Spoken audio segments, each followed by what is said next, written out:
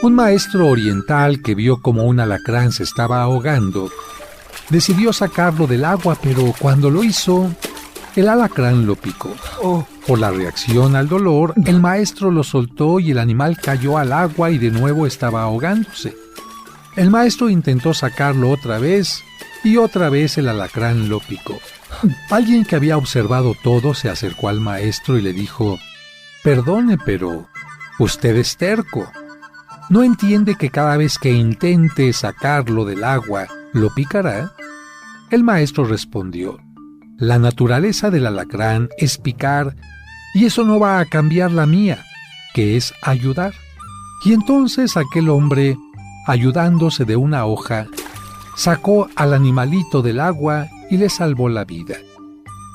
Moraleja: no cambies tu naturaleza si alguien te hace daño. Solo toma precauciones. Algunos persiguen la felicidad, otros la crean.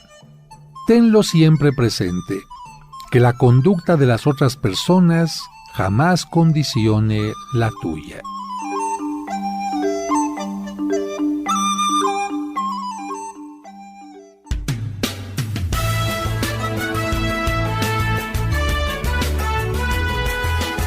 Es día de aprender algo más y hacer una buena reflexión para ser mejores en la vida.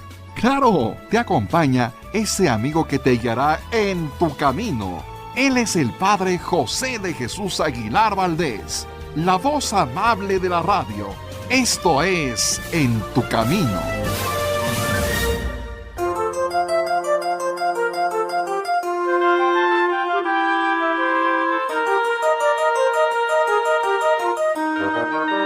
¿Qué tal, amigas, amigos? Muy pero muy buenas tardes y bienvenidos a este programa En tu Camino, que transmitimos para ti con mucho gusto a través de la frecuencia 1470, en donde estamos, como lo dice nuestro hashtag, abriendo la conversación. Agradezco a quien está en la producción, Sergio Enríquez Morín, productor, y hoy vamos a hablar de una forma de acercarnos a los niños, porque sí, hay formas, hay estudios, hay gente especializada que nos dice quizás que un dibujo puede ser la forma de conocer si un pequeño tiene problemas, si un pequeño tiene alguna cosa en particular que al conocerla nosotros podamos ayudarle a que salga adelante en la vida y se convierta en un triunfador.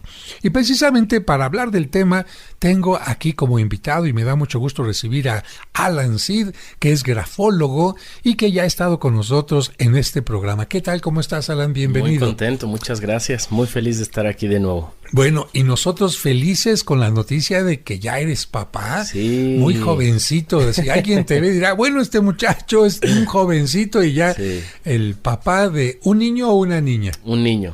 Un niño. De 3 meses. ¿Y se va a llamar cómo? David. David. Ah, qué bonito nombre. Sí. En honor del rey David, este hombre tan valioso en la historia, y no solamente en la historia, sino en el pueblo de Israel. Pues muchas bendiciones para tu esposa y para este pequeñito. Muchas Y gracias. si antes tú estudiabas la conducta de los niños por tu especialización, pues ahora desde pequeñito va a ser un libro abierto para que tú vayas aprendiendo más todavía, ¿no? Sí, así es. Es fascinante la facilidad con los que, en este caso, los bebés hablan y nos dicen muchas cosas. Creemos que no nos entienden, creemos que solo cubrimos sus necesidades y ya, y la realidad es que no. Desde que nacen, yo lo veo en especial con mi hijo David, cómo van formando ya su temperamento, su estilo de personalidad, y conforme va creciendo la influencia del entorno. Un ejemplo muy simple: me doy cuenta que cuando le hablo o le hago caras, él en ese momento sonríe, ¿no? Y mientras mi esposa dice, mira qué lindo, está sonriendo porque está feliz, yo le digo, la realidad es que sonríe para empatizar. Es un mecanismo con el que crecemos de defensa, porque nos damos cuenta que si hacemos ese gesto en el otro, percibimos ternura, percibimos afecto, nos damos cuenta que no nos va a agredir, y entonces resulta un mecanismo de defensa. Y bueno, este bebecito ya lo está ocupando bastante. Fíjate qué interesante esto que mencionas, porque yo me imagino que un bebé, cuando está en el vientre de su madre, pues no tiene que simpatizar con nadie, no tiene por qué hacer que los demás lo acepten, pero en el momento en que sale, el bebé de una o de otra manera siente, ya no estoy dentro de mi madre y tengo que irme ganando este medio ambiente que está en mi entorno. Pero qué interesante que tú como estudioso ves las respuestas de este bebé a una mamá que simplemente dice está contento. Y ciertamente felicitamos a las mamás porque yo creo que son las primeras que sin que el niño tenga un lenguaje para expresarse, lo entienden. Me refiero a un lenguaje verbal, porque yo le decía a mi hermana, ¿cómo distingue si el niño está llorando de hambre, de sueño, porque tiene un cólico? Y decía, es que llora distinto. Yo decía, caray. ¿Cómo no? ¿Cómo? Pero qué interesante que los niños, de acuerdo a lo que nos estás diciendo, tienen un lenguaje de comunicación que no siempre o no todos sabemos entender. Este lenguaje me imagino que se va dando a lo largo de toda la infancia, pero especialmente cuando el niño ya toma un lápiz, toma un papel, cuando empieza a hacer alguna cosa con plastilina. ¿Qué me dices de esto? Los niños nos van hablando a través de muchos elementos. A veces los papás esperan que el elemento sea el verbal. Es que el niño no me dice. Un ejemplo, tengo un paciente de 8 años que juega con sus amiguitos a que los golpea a todos. Entonces la mamá lo primero que hace es regañarlo y reprenderlo y decirle que por qué juega que golpea a otros niños, cuando en sí es un niño no agresivo. Entonces ahí nos vamos dando cuenta cómo se nos olvida la capacidad que tenemos de comprender que algo nos quiere decir ese niño. No precisamente significa que quiere golpear a otros compañeros. Lo que él dice en ese juego es que se siente enojado y que una manera de darle salida a ese enojo podría ser, ¿por qué no?, golpear a sus compañeros. El hecho de que él no lo haya hecho es un anhelo, no es una realidad. Entonces, creo que el dibujo es una herramienta más que nos ayuda a descubrir qué están sintiendo dentro. Los niños por excelencia son de introyectos. Los introyectos quiere decir que llevan la información del exterior a su interior y no logran tener la capacidad suficiente para darle salida. Un ejemplo muy simple, la culpa que sienten de odiar o de sentir coraje hacia sus padres. Como eso les causa culpa, como no les gusta sentir ese sentimiento, pero es natural, lo van expresando en el juego. Juegan a que una muñeca está de pie ahí y llega alguien más y le empuja y se cae y se lastima. Entonces, las herramientas con las que yo trabajo en mi consultorio es con el dibujo, con el juego y con las fantasías. ¿Cuáles son las fantasías? Comenzar a hacer una fantasía. Te voy a detener un poquito porque ya están entrando las llamadas y aquí fíjate que Marco Álvarez nos dice que precisamente su hijo es una persona que es semejante al niño que acabas de describir, un niño que golpea. Y él nos dice que si solamente hay una causa para que el niño sea agresivo, porque ellos piensan que quizás esto sea porque tiene una hermanita que vino después, o si el niño quiere llamar la atención, porque tú nos mencionas que este niño, golpea por la razón que nos decías. También nos dice aquí Marisela Ochoa, que si no puede estar golpeando porque ha visto esto en la televisión y el superhéroe se convierte en un modelo para él. Eso es muy interesante. La realidad es que no, parecería que sí. Queremos prohibirle a los hijos los juegos violentos, las armas, las series que tienen que ver con violencia, y algo que se nos está olvidando es que eso lo hace identificarse el niño. Quiere decir que la agresión la trae dentro. El niño solo va a buscar un medio en el exterior que le permita identificarse con algo que tiene dentro. A ver, detengo tantito porque eso me parece muy importante. Entonces, yo traigo algo dentro, yo soy agresivo o yo soy de tal manera, y cuando veo que alguien es agresivo o hace tal cosa, me identifico. No es que el otro me haga ser de una determinada manera, sino que me estoy identificando. Esto es muy interesante. Yo puedo quitarle el videojuego violento y lo único que hago es que le quito el medio de identificación, pero no estoy trabajando la raíz. Simplemente lo podemos ver ya de adultos, con los grupos que nos gustan, con la música, con los conciertos, toda aquella música que nos puede gustar es un acto de proyección. ¿Por qué nos gustan con determinadas melodías, con determinadas letras? Porque nos identifica con algo. Entonces eso, más que reprimirlo o alejárselo a los niños, nos serviría para preguntarnos con qué se está identificando nuestro hijo. Fíjate qué interesante, porque hace algunas semanas nos enteramos que un joven se sube a un altar de la catedral y apuñala a un sacerdote. Sí. Y resulta que este joven tenía tatuado el logo de unos juegos que se llamaban Asesinos o alguna cosa, y varias gente de la comunidad empezó a decir que lo había hecho porque estaba imitando el esquema del juego. Y lo que tú nos estás diciendo, no, él ya tenía deseo, tenía este problema, y simplemente los juegos le sirven para identificarse en lo que está siguiendo, ¿no? Y una característica de esta persona es que estamos ante una persona psicótica. ¿Qué característica tiene el psicótico? Que no tiene la capacidad de simbolizar. ¿Cómo es simbolizar? Yo puedo sentirme enojado con alguien e insultarlo en mi mente y estoy simbolizando porque no se lo estoy diciendo. El psicótico no puede simbolizar. Los deseos de muerte, la pulsión de atacar al otro, no la puede simbolizar y la lleva a la realidad. Ese es el acto psicótico. O sea que un psicótico no puede estar pensando, ay, cómo me caes gordo, sino te lo dice. Lo dice, lo hace, actúa, ¿no? No tiene control entonces de lo que está pasando. Y eso tiene que ver con la estructura mental, una parte hereditaria, otra parte de la educación con la que creció y otra con su propia personalidad. Esos tres factores hacen que una persona pueda llegar a psicotizarse. Amigos, fíjense que a veces no vemos nosotros la realidad y necesitamos ir con el oculista para que nos ponga lentes, pero estamos platicando con Alan, que nos enseña que a veces hay que ver la realidad desde otro punto de vista, porque en muchas cosas estamos ciegos. No le cambien, regresamos platicando con Alan Seed, que está con nosotros en este programa de psicología. Regresamos enseguida. En tu camino, un programa para encontrar la meta.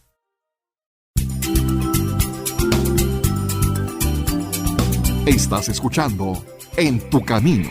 En tu camino. Con el padre José de Jesús Aguilar Valdés, la voz amable de la radio.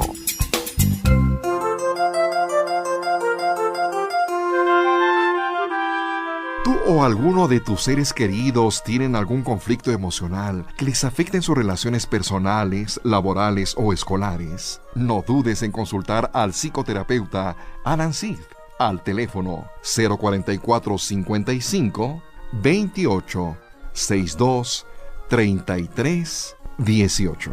Lo repetimos, 044 55 28 62 33 18.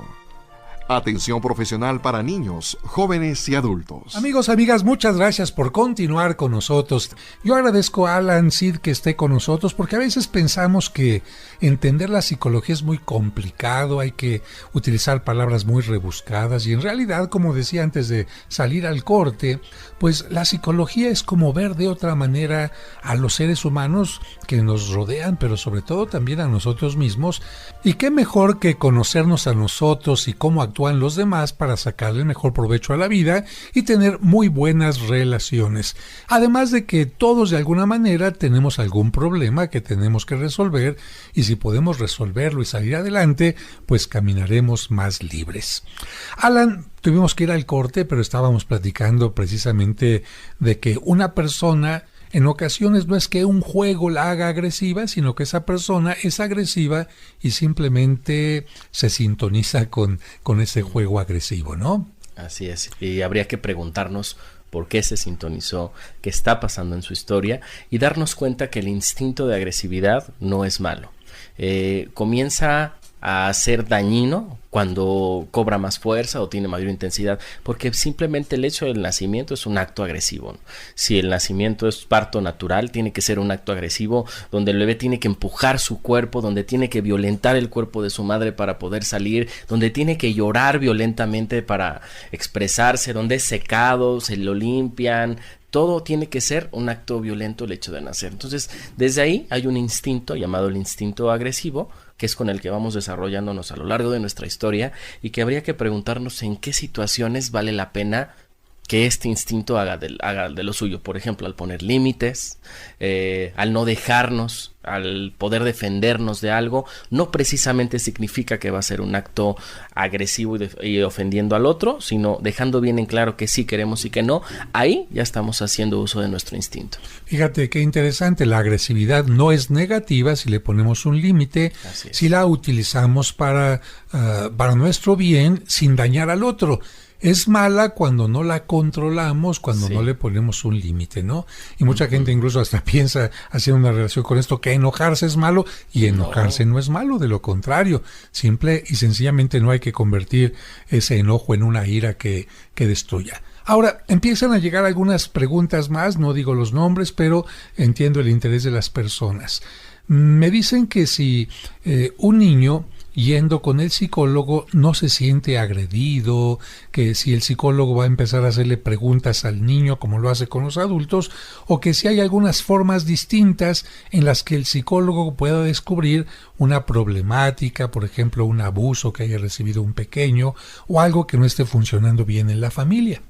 De entrada hay muchas corrientes dentro de la psicología con respecto al trabajo del niño. Está la corriente gestáltica, está la corriente psicoanalítica, está la corriente conductivista. Entonces, lo primero que tendrían que preguntarse los papás, sin entrar en términos rebuscados, es saber cómo trabaja el terapeuta de niños.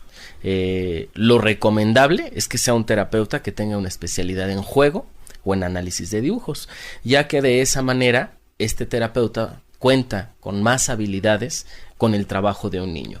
Quiere decir que no se va a basar en una terapia tradicional donde al niño se le hace una serie de interrogaciones para saber algo en particular, sino más bien se le aborda a través del juego. El niño jamás se le llega de una manera directa a preguntarle una problemática, sino todo es a través del juego o a través de los dibujos. Entonces, si los papás están interesados, ese puede ser un medio, que el terapeuta con el que trabajen tenga juguetes, tenga crayolas, tenga hojas en blanco, porque lo más probable es que trabaje con la parte más inconsciente del niño. ¿Cómo se revela esa parte? Pues con estos materiales. Fíjate, amigo que me estás escuchando, qué interesante, porque a veces pensamos que vas a llevar al niño y lo va a recibir el psicólogo así todo muy serio, con su barba y su pipa, y siéntese aquí, a ver, dígame de qué se trata. Y no, nos está diciendo Alan que hay psicólogos especializados especialmente en niños y que pues los van a poner a jugar, va a ser un psicólogo amigable, donde el niño se va a sentir a gusto, tranquilo, ni siquiera lo va a obligar, ahora ponte a dibujar. No, tampoco, ahí están los lápices, quieres jugar, quieres esto, y entonces el niño, sin darse cuenta que va a sacar lo que está pasando en su interior, lo va a hacer a través de un juego o de un dibujo. Y algo muy importante, amiga, amigo que nos estás escuchando, que hay que tomar en cuenta, es que a veces los papás llegan con el psicólogo y le dicen, le vengo a traer a mi hijo que tiene este problema. Ya llegó con el diagnóstico, ya llegó diciéndole, es que mi hijo es así, y así, y así, y así, y así, y por lo tanto lo tiene que... Y resulta que el psicólogo descubre a veces que el del problema es el papá o la mamá.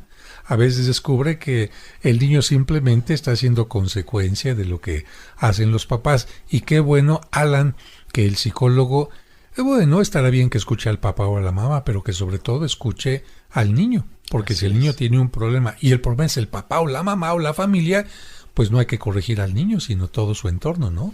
Hay algo que hago en las primeras sesiones que se llama encuadre. En el encuadre, ¿cómo se llama? Encuadre. Muy bien. En la primera sesión pasa normalmente esto. Yo le pido a mis pacientes, cuando es paciente niño, que la primera sesión no lo lleven, que solo asistan los papás.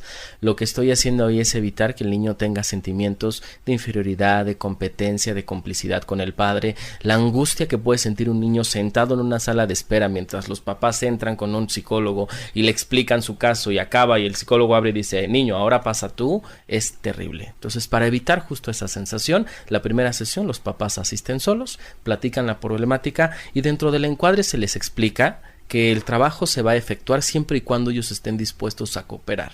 ¿A qué me refiero con cooperar? En algunas sesiones entrar a escuchar desde la perspectiva del niño qué está pensando sobre la dinámica familiar, si están dispuestos a cambiar ciertas actitudes, porque lo que está haciendo el niño es una respuesta a algo que le está ocurriendo, ya sea familiarmente o ya sea en la escuela, que son los entornos en los que él se comienza a desenvolver. Si el papá tiene toda la libertad de decir que no, entonces no se efectúa el trabajo, porque estaríamos asegurando que el terapeuta y el niño podrían hacer un castillo de arena y los papás son las olas del mar. Tengo un ejemplo, dos pacientes que practicaban el taekwondo, niños 10 y 12 años, ya de manera profesional, y que el papá los llevaba a sesión porque se sentía muy preocupado, porque había ciertos combates donde se ponían muy nerviosos. Bueno, cuando empiezo a jugar con los niños, y después ellos, además de jugar, me hablan abiertamente de lo que ocurre, me dicen que el papá graba los combates, que en la noche ven el video y el papá los golpea cuando se da cuenta o que no pelearon correctamente o que no lo debían hacer. Estos niños estaban muy espantados. En la tercera sesión, cuando les pido escribirle una carta a los papás, termina la sesión, salgo a la recepción y le digo al papá que la siguiente sesión necesito que pase. Esa fue nuestra última sesión. Nos vamos dando cuenta cómo el entorno en el que el niño vive es completamente... ¿Por qué fue la última sesión? Ay, me dejaste picado.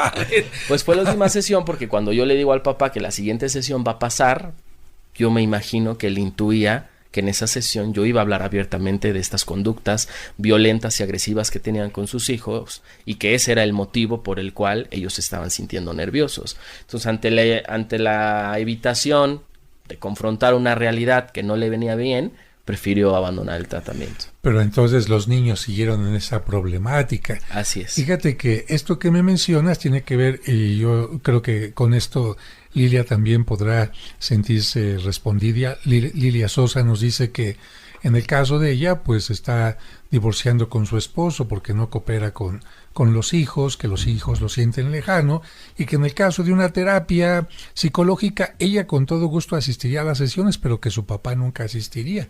Ajá. Que si serviría esta terapia de cualquier manera. Si los papás están divorciados y contamos con una de las figuras parietales, sí se puede trabajar. Si hay una mamá que está muy dispuesta, se puede trabajar. Si en ambos hay desinterés, es muy complejo. Pero con uno de los dos que tenga interés, se puede comenzar a hacer un trabajo interesante. Fíjense, amigos, especialmente amigas que pues lamentablemente han tenido que sufrir la separación. La separación siempre para los hijos puede ser un trauma, porque pues quedarse sin papá, quedarse sin mamá, es de alguna manera sentirse abandonados, sí. Sentir que no van a salir adelante o que no saben qué va a pasar con su futuro. Y si es el caso en que usted, bueno, ya se separó, pero quiere ayudar a su hijo, puede acudir a este tipo de terapias. Más adelante le diremos en dónde pueden consultar a Alan Seed, recomendado totalmente por un servidor. Gracias. Dónde pueden consultarlo, en qué teléfonos, cómo sacar alguna cita y en dónde se encuentra su consultorio. Pero vamos a tener que ir a un breve corte y nosotros seguimos antes de ir al corte con algunas preguntas que la gente nos sigue haciendo. Una pregunta que nos hace Matilde Rico es: ¿a qué edad se puede comenzar una terapia con los pequeñitos? Yo creo que se te da tiempo solamente de contestar esta pregunta y nos vamos al corte, Alan. Yo creo que a partir de los 5 años. A partir de los 5 años. Muy bien, amigos, ahí está la respuesta. Vamos a ir a un breve corte. Agradecemos todas sus llamadas. Sigan comunicándose con nosotros y seguimos aquí en este programa de psicología.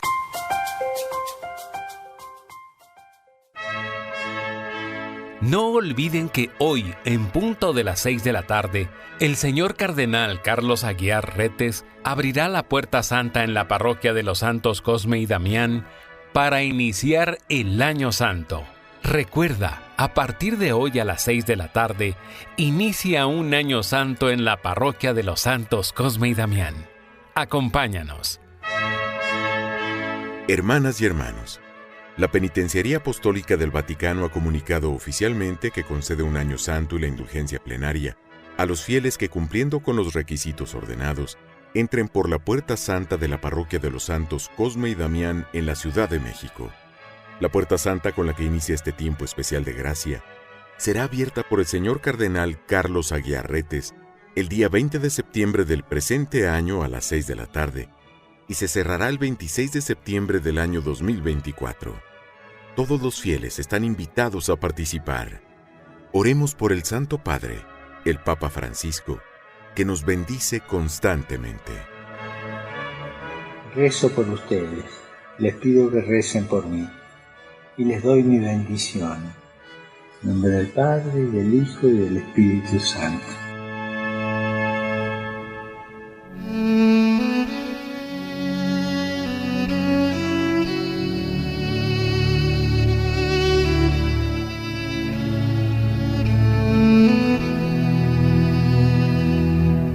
Señor, hemos llegado a la mitad de la jornada, pero aún no al final.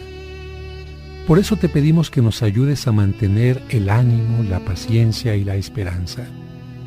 Ayúdanos a entender que llegará el momento del reposo, pero aún nos falta un poco de esfuerzo. Que los padres de familia no olviden su compromiso de ser ejemplo de vida y educadores en la fe. Que los alimentos que vamos a recibir reparen nuestras fuerzas y que no falten a quienes no los tienen. Y sobre todo, haznos sentir siempre tu compañía en nuestro camino.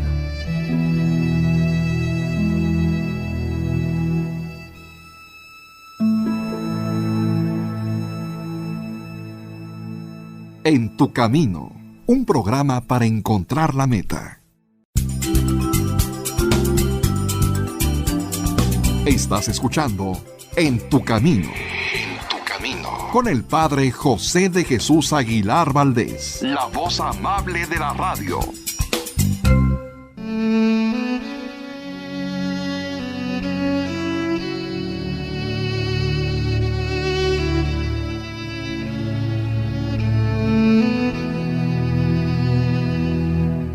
Señor, en este momento hay personas que se encuentran en hospitales, clínicas o casas, agobiadas por la enfermedad. Te pido por ellas, para que comprendan que la enfermedad no es castigo ni abandono tuyo, sino parte natural de la vida y de nuestra limitación humana.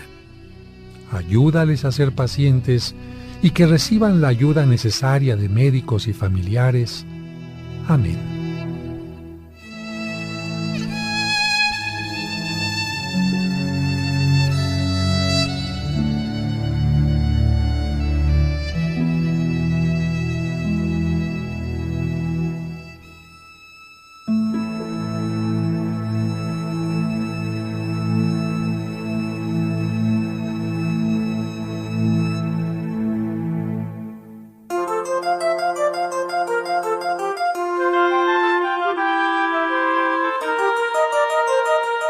Muchas gracias por continuar en este programa de En tu Camino. Les recuerdo los teléfonos para que se comuniquen con nosotros al 51 66 3405 y continuamos platicando con Alan Seed, nuestro invitado del día de hoy, en cómo trabajar con los niños en alguna terapia. Él nos dice que es muy importante hacer primero un encuadre, es decir, es cierto, va a platicar con el niño, con la niña, el psicólogo, pero antes de esto también tiene que tener un encuentro con el papá y con la mamá para saber que estén de acuerdo con lo que se está haciendo. Y bueno, en la parroquia de San Cosme, donde trabaja un servidor, tenemos algo semejante con los niños del catecismo, Alan, porque de repente el papá y la mamá los mandan, prepáremelo para el catecismo. No, señor, tiene usted que venir también y enterarse de qué estamos haciendo, tiene que enterarse de que el niño va a ir tomando conciencia y usted tiene que apoyarlo en sus valores morales y tiene que hacer con él la tarea y otro tipo de compromisos. Curiosamente, algunos papás cuando dicen se enteran de esto dicen, ya no voy, lo voy a mandar a otro lugar donde lo preparen y yo no me tenga que involucrar. Qué pena, porque entonces los niños están desvalidos de alguna manera y tendrán que resolver su problema, si es que no se agrava más adelante, hasta que sean adultos, ¿no? Sí, y por eso muchos colegas deciden ya no trabajar con niños, no tanto por el trabajo en niños, sino por las respuestas que han encontrado en los papás, que casi siempre a quien señalamos y queremos enviar a terapia, más bien el que señala es el que tiene que hacer un trabajo más profundo. Recuerdo un caso de una pacientita de 9 años que sus papás se están separando y vamos trabajando y cuando paso en las sesiones a la mamá para ver los avances, Me entero que la mamá le dice, ya te está marcando tu papá, no le contestes, todavía está la ropa del papá ahí, no se la quieren dar, aún no quieren dársela. Si llega el papá por ellas, la mamá le dice, no olvides decirle que no se vaya, no olvides decirle que lo extrañas. Todo el duelo no superado de la mamá está depositado en esa niña. Y la está manipulando tremendamente. Totalmente, desde esta propia necesidad. Entonces ahí nos vamos dando cuenta la importancia que tienen los papás en el trabajo terapéutico con niños. No es un sitio en el cual Alan corrige a mi hijo todo lo que yo no he podido corregir, no. Es un trabajo de aprendizaje, de construcción, en el cual creo que la conclusión acaba siendo que es un trabajo familiar. O Alan, por favor, como psicólogo, dile a mi hija que el culpable es su papá. Así es. Dile que la buena soy yo. Dile que le ruegue para que haga lo suyo y si no, que es una mala hija y que si no se sienta culpable. Es verdad. Y bueno, tú no puedes ser cómplice de esto. Nada. Eso pasa muy típico en ese tipo de terapias o también en las terapias de pareja, que cuando quiera también podemos hablar de cómo se pone en juego una terapia de pareja y qué rol toma cada uno de ellos en la sesión. Qué interesante. Bueno, algunos papás dicen, antes de enviar a nuestro hijo, creo que para que no nos ventane, vamos Sí. mejor nosotros, y a lo mejor si vamos nosotros como pareja, a lo mejor el niño ya no va a necesitar terapia. Por supuesto. ¿Verdad? Bien, nos escribe ahora Gladys Pérez, y nos dice que en casa hay un problema que comenzó hace 2 años, que a partir de que su esposo que se quedó sin trabajo, empezó a beber.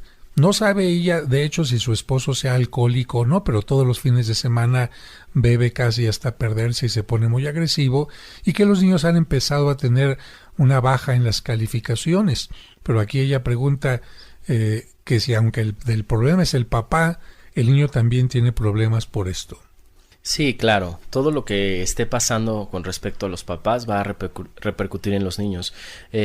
Una necesidad básica de los niños es sentirse protegidos, sentirse amados, y es importante saberse amados, no solo sentirse. No es un tema de te lo digo todos los días, es saberme amado con las acciones que hacen mis papás. Entonces, toda aquella conducta que vaya presentando un papá, el niño, como lo decíamos al inicio, lo introyecta dentro de su mente e intenta explicarse o hacer algo al respecto con ello. Hay libros muy conocidos que hablan de cómo explicarle a los niños de que su papá tiene un problema relacionado al alcoholismo y toda la dinámica que juega cuando una persona está bajo el alcoholismo. El niño no solo pierde a su papá, sino también pierde a su mamá, porque su mamá se convierte en el hijo del esposo, porque lo cuida y a qué hora va a llegar y no le vayan a pasar algo y no le vayan a pegar y ahora vámonos a tal institución, ahora te voy a llevar a tal lado para que te cures. La mamá pierde completamente foco de los hijos y es ahí donde ellos comienzan a presentar molestias. Y una ley clave en la psique de los niños es que primero van a buscar el foco positivo. Es decir, mamá, mira el dibujo que hice en la escuela, mamá, mira el baile que me aprendí. Si no encuentran el foco positivo es cuando tienden a las conductas negativas. Entonces, siempre que a un niño vaya a sesión porque está teniendo conductas destructivas o autodestructivas o de no poner atención a la escuela, sabremos que en algún momento las pidió de manera positiva si los papás no lograron dárselas. Qué interesante esto. Entonces, si entendí bien, aun cuando en la casa hay un problema, si el niño dice, bueno, tengo un papá alcohólico, pero estoy contento en la escuela, estoy haciendo mi dibujo bien, mi mamá me lo reconoce, estoy bien en el deporte, estoy haciendo bien mis tareas, estoy yendo bien a mi clase de karate, etcétera, ¿eso puede ayudarle a equilibrar el problema que tiene en casa? A equilibrar un poco, sí. No omitirlo, y quizá el trabajo terapéutico sería mostrarle que como parte de la vida existe un papá con ciertas características.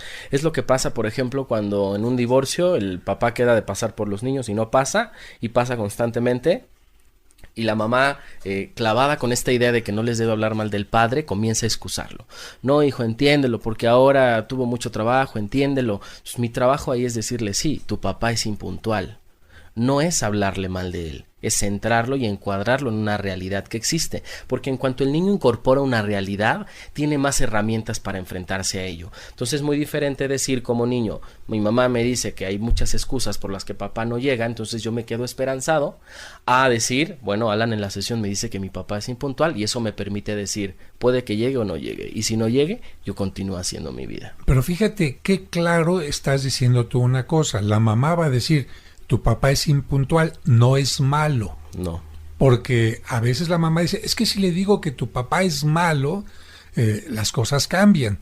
Una persona que es impuntual, no es mala. Podrá tener muchas áreas positivas y el niño no sentirá que la mamá está hablando mal de su papá. Simplemente está diciendo, así como tu papá es impuntual, tú no haces tu tarea, o tu hermana no come lo que tiene que comer, o yo no hago lo que me toca hacer, y eso no significa que seamos malos, ¿no? Y es importante eso, a veces queremos tratar a los niños como tontos y no. Una cosa es que sean niños y que tengamos que decirle las cosas en base a la realidad que ellos conocen, y la otra es que queramos siempre omitirles cosas o quererles mostrar una realidad diferente. Me tocó hace poco un caso de una paciente que el papá se suicidó y mi paciente, que es la mamá, me decía, Alan, no se lo voy a decir a mis hijos, si se los digo, ¿qué hago?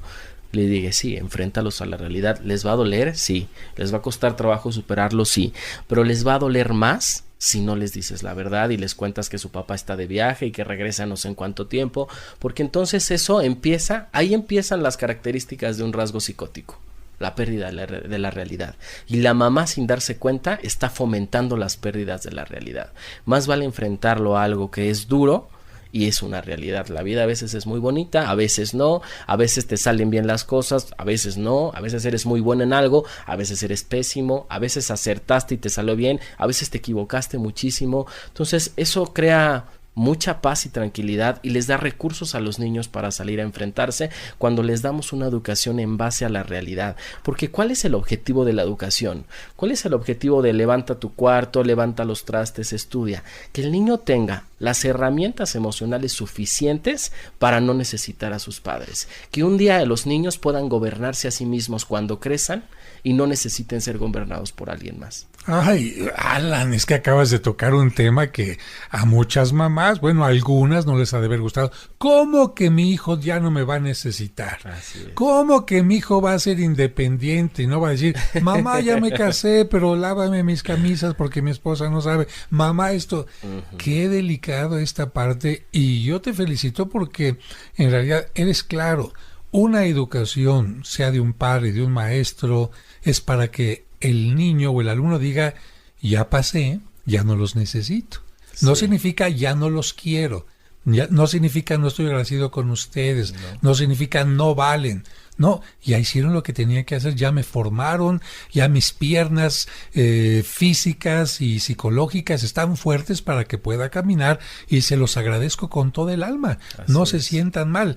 Amigos, ustedes no se sientan mal. Vamos a hacer un breve corte y regresamos aquí enseguida en este programa de miércoles de psicología, en donde estamos hablando de cómo poder ayudar a un niño en una forma sencilla, especialmente diría yo, abriéndonos a buscar a un especialista que nos ayude a ver nuestro problema si somos papás, o bien acercarlo también al pequeñito que con dibujos, que con juegos podrá ayudarle al psicólogo a saber por dónde puede ayudarle. Regresamos enseguida, no le cambien. En tu camino, un programa para encontrar la meta. En tu camino, un programa para encontrar la meta. No olviden que hoy, en punto de las 6 de la tarde, el señor cardenal Carlos Aguiar Retes abrirá la Puerta Santa en la parroquia de los Santos Cosme y Damián para iniciar el Año Santo.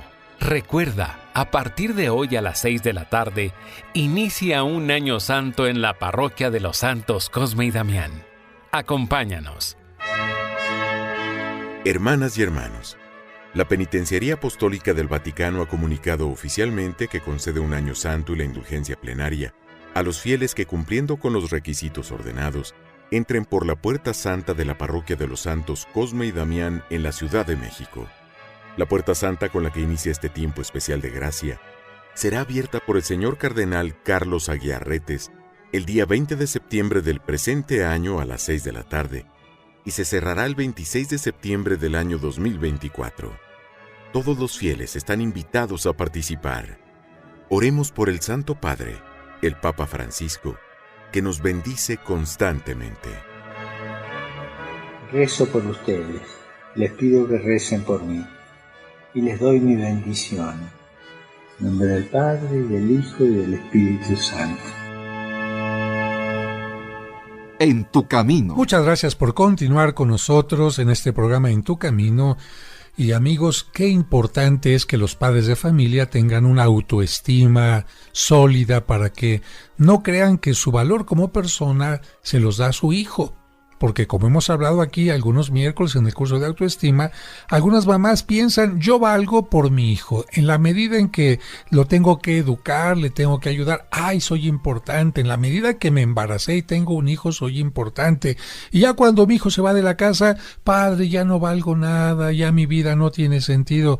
No, yo creo que hay que cortar no solamente el cordón umbilical cuando nace la criatura, sino también psicológicamente decir, qué bueno que Dios me da la oportunidad de educar a mi hijo, darle herramientas para que salga adelante, y qué bueno que me da la sensatez y la madurez para que, aunque me duela, yo tenga que separarme de él y permitirle que siga adelante, porque además esa será mi graduación como educador en la vida. Porque si mi hijo, mi alumno, va a estar dependiendo de mí toda la vida, significa que no le ayudé a estar fuerte, que necesita un salvavidas porque se siente siempre incapaz, se siente inseguro. Y una persona que se siente incapaz e insegura, ¿sabe qué? No se siente orgullosa de ella misma. Y lo que a una persona le hace feliz la vida, entre otras cosas, es sentirse importante, valiosa, autosuficiente. ¿No es así, Alan? Sí. Totalmente, creo que es la necesidad universal, la de aceptación y la de hacernos sentir bien. Por eso es muy curioso cómo cuando un servicio quiere funcionar bien, siempre el buen servicio es algo que nos puede llamar totalmente la atención, porque eso nos remonta a etapas de nuestra niñez en las cuales fuimos consentidos, fuimos el centro del universo. Hay una etapa llamada la etapa narcisista, que es una etapa donde el niño cree que el mundo gira en torno a él y que al creer que todo gira en torno a él, también si hay un problema, cree que es culpa de él. Y esta etapa se ve muy clara como cuando el niño quiere algo y mamá le dice no tengo dinero, y el niño dice pues ve y consíguelo, en la tarjeta tienes, en ese monedero siempre sacas dinero. Entonces sí, creo que esa herida narcisista sigue y persiste, y si ya habláramos de los adultos, diríamos que el trabajo en la adultez sería poder trabajar nuestra herida narcisista y poder engancharnos cada vez menos con las cosas que pasan alrededor. Hay un tema, de repente es que contigo se van abriendo temas y temas y temas. Y bueno, amigos, hay que recordar que en la mitología había un hombre que se llamaba precisamente Narciso y que un día se vio reflejado en el agua y dijo, ay, qué guapo, como decía Paco Stanley, qué bonito soy, qué bonito estoy, cómo me quiero, y se quiso besar a sí mismo en el agua y se cayó y se ahogó.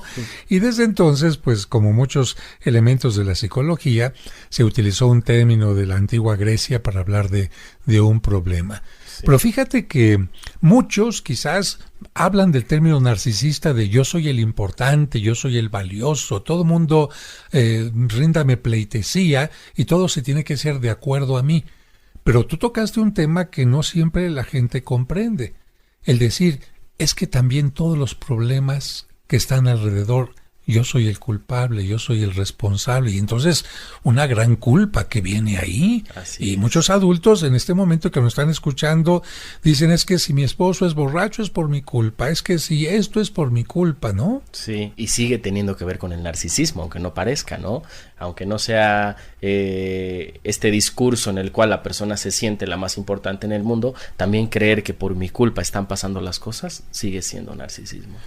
Bueno, ya mira, aquí tenemos ya algunas personas que dicen que se sienten reflejadas con lo que tú estás mencionando y que realmente para ellos vivir como están viviendo no es nada agradable. Claro. Que porque se sienten culpables de que las cosas no funcionen en el trabajo o en su familia o con un hijo. E incluso dicen que a veces se sienten culpables de algunas cosas de las cuales claramente hay responsabilidades en otras personas, sí. Y que si tú les puedes ayudar también a través de alguna terapia o que se han enterado por este programa que tú también trabajas con la hipnosis, que sería para ellos lo conveniente, si una terapia o una hipnosis.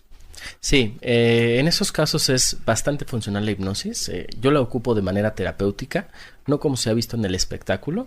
¿Qué es la hipnosis? Es un estado de profunda relajación en el cual las carpetas de nuestra mente están abiertas y disponibles para trabajar con nosotros. Si una persona quiere trabajar sus sentimientos de culpa, en hipnosis podemos ir al primer momento donde la sintió. Porque lo más seguro es que lo que está sintiendo de culpa en la sesión es solo una repetición de algo que ya venía sintiendo tiempo atrás, que en algún momento el límite de ansiedad que pudo tener para tolerarlo lo rebasó, se angustió de más y está buscando una terapia. Entonces es muchísimo más productivo trabajar con las heridas nucleares, con la herida traumática desde el principio, porque entonces así evitamos que las repeticiones continúen existiendo y casi siempre se van a escenarios como la niñez. Un porcentaje se va que es donde comienza todo en realidad, ¿no? Un porcentaje se va a la vida intrauterina. Hay recuerdos inconscientes de nuestra vida intrauterina y hay algunos otros pacientes que dicen irse a vidas pasadas. Ah, caray, hasta vidas pasadas. Sí, entonces es un estado en el cual yo, aunque parezca mágico, simplemente digo, voy a contar de 1 a 3 y cuando llegue al 3 tu mente se va a ir al primer momento en donde sentiste y menciono el tema de consulta y libremente la persona se va o su mente inconsciente se va al momento que cree que fue la primera vez que sucedió. Si comprendemos la primera vez y desde ahí trabajamos, entonces vamos a evitar que la repetición exista. Si se da cuenta, seguimos trabajando con el niño, seguimos trabajando con la parte infantil, aunque la persona sea adulta. Fíjate, comenzamos hablando de los niños y estamos hablando de los adultos, que finalmente el problema que tienen que resolver comenzó en la infancia. Eso quiere decir que si comenzamos desde la infancia a resolver un problema, la persona crecerá con mayor felicidad, con menos angustia, con menos miedo y con mayor, facilidad enfrentar a cualquier tipo de problemas, ¿no? Sí. Claro, hay solución en todo tiempo, pero yo creo que es importante, así como cuando empieza un tumor, atacarlo desde pequeño y no esperar hasta que sea mayor. Aquí alguna persona dice que ¿cómo es posible que estemos hablando de que alguien se vaya a vidas pasadas? Mire, señora, no digo su nombre porque nos pide que lo omitamos. Mire, un psicólogo, un hipnotista, no se encarga de estar hablando si hubo vidas pasadas o no. Simplemente, si en esa persona, en su mente, piensa que ha tenido vidas pasadas o le apareció el problema es una cuestión que existe dentro de la persona y el hipnotista simplemente dice, yo quiero irme a lo más recóndito, a lo más pasado de tu vida para saber dónde comenzó el problema. Es como si yo quiero saber dónde comienza a existir un río, pues me voy a ese manantial, voy siguiendo la cadenita de agua y hasta que llegue al manantial. Eso es lo que hace el hipnotista simplemente con la mente de la persona. Alan, ahora sí ya tenemos que ir a hablar concretamente primero del lugar donde tú atiendes. ¿En dónde se encuentra? Mi consultorio está en la colonia Roma, en la calle de Frontera. Como referencia está muy cerca de la avenida principal Álvaro Obregón y ahí estoy atendiendo de lunes a sábado niños, adolescentes y adultos. Creo que está cerca del Metro Cuauhtémoc, ¿me equivoco? Sí, cerquita del Metro Cuauhtémoc, ahí estoy. Álvaro Obregón, mucha gente conoce como la avenida de los Biscuits, sobre todo. Muy cerquita. Entonces, de ahí estoy. Por ahí, avenida Cuauhtémoc, Álvaro Obregón, por ahí está muy cerca, puede llegar muy céntrico en automóvil o bien en metro. ¿Y tus horarios de atención al público? Estoy trabajando de 10 de la mañana a 6 de la tarde y los sábados mediodía. Entonces, si las personas están interesadas, toda la información está en mi página, que es www.alansid.com. Ahí vienen teléfonos, correos y pueden ponerse en contacto conmigo. Bien, Alan y después Cid, como el famoso héroe español, Rodrigo Díaz de Vivar, Alan Cid, y después mi página es alansid.com. Alansid.com. ¿Y algún correo para que la gente pueda entrar en contacto también? El correo es grafoalan@hotmail.com. Como si quisiéramos poner grafología, grafo, mi nombre Alan, @hotmail.com. Bueno, y ustedes saben el porqué de este nombre, porque también Alan es experto en grafología y es algo que le permite ayudar también a conocer la problemática a través de nuestra escritura. Pues no me queda sino darte las gracias, Alan, gracias por haber estado con nosotros y te esperamos en otro programa. Al contrario, gracias por considerarme. Muchísimas gracias, amigos. Gracias. Vamos al final de este programa, pero recuerden que todos, si tenemos problemas, también Dios nos ofrece soluciones y especialmente con el encuentro de nosotros mismos para podernos encontrar con los demás. Que Dios les bendiga y hasta mañana. Padre nuestro, que estás en el cielo, santificado, sea tu nombre, venga a nosotros, venga tu reino, hágase tu voluntad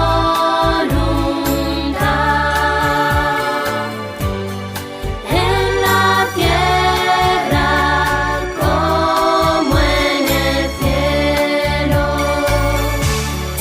Danos hoy nuestro pan de cada día, y perdona nuestras ofensas,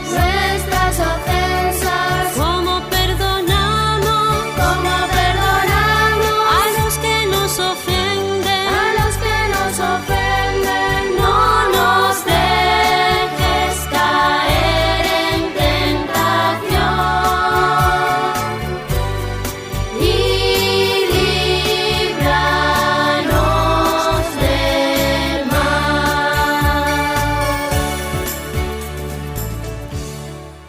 En tu camino.